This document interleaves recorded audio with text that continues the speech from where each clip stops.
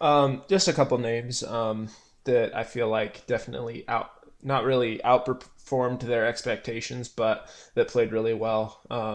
Definitely first off was Lonzo Ball. Lonzo, I feel like he had a couple rough games, but as a whole, he played really well. He definitely showcased what he is all about.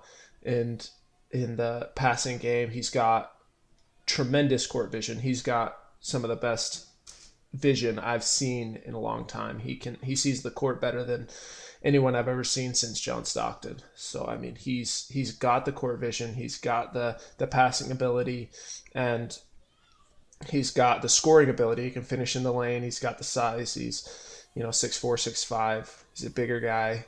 Um, he's a bigger point guard, so he's able to finish with contact and take it strong to the hoop. My only concern with him is, of course, his shooting motion.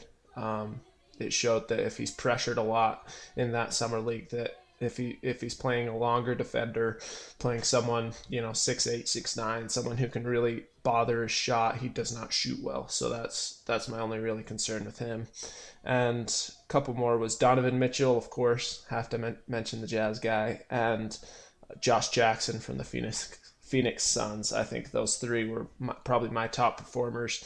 Donovan Mitchell played as good as anyone could have expected, probably better than anyone could have expected. I mean, he led the summer league in points per game, averaged over 28 points a game in the summer league, had the best single game points point outing out of any player. And the only reason he didn't make the first team summer league was because the Jazz didn't win any games, which I think was it's a little ridiculous, especially with how the summer league is all set up. That the best players and stuff aren't always going to win a lot of games. It's just not how it is.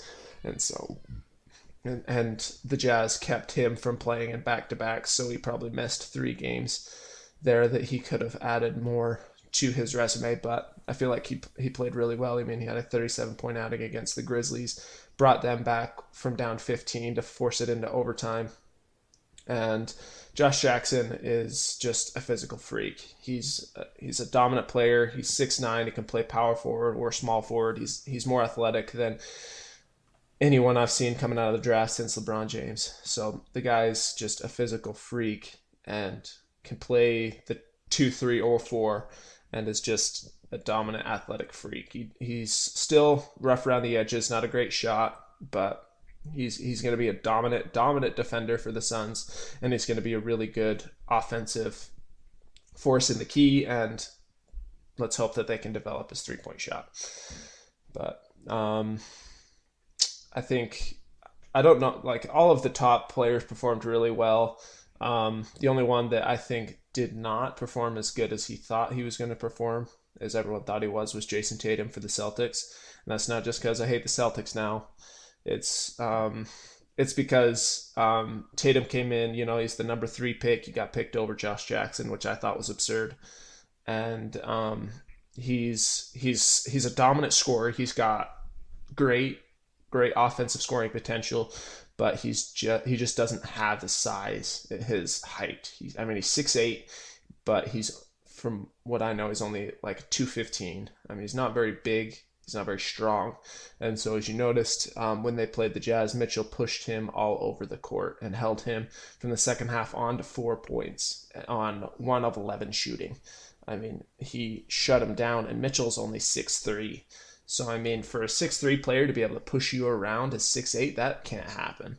And so, I just felt like he got pushed around a lot and didn't play as well as everyone thought he would. But those are my... Yeah, it's like me pushing Brandon around. Yeah, it For those of really you is. that don't know, Brandon's about 6'5", and I'm 5'10". So, I see where he's coming from. Yeah. So, I mean, guys Um, that size should not be able to push a 6'8" guy around and really be able to pester his shot. It shouldn't happen, especially in the NBA. So, I mean, it just shouldn't happen. So, I just felt like that he just doesn't bring what everyone thought he would, and I definitely feel like he's going to be the biggest bust in the draft. I don't think he'll be as good as everyone thinks he is.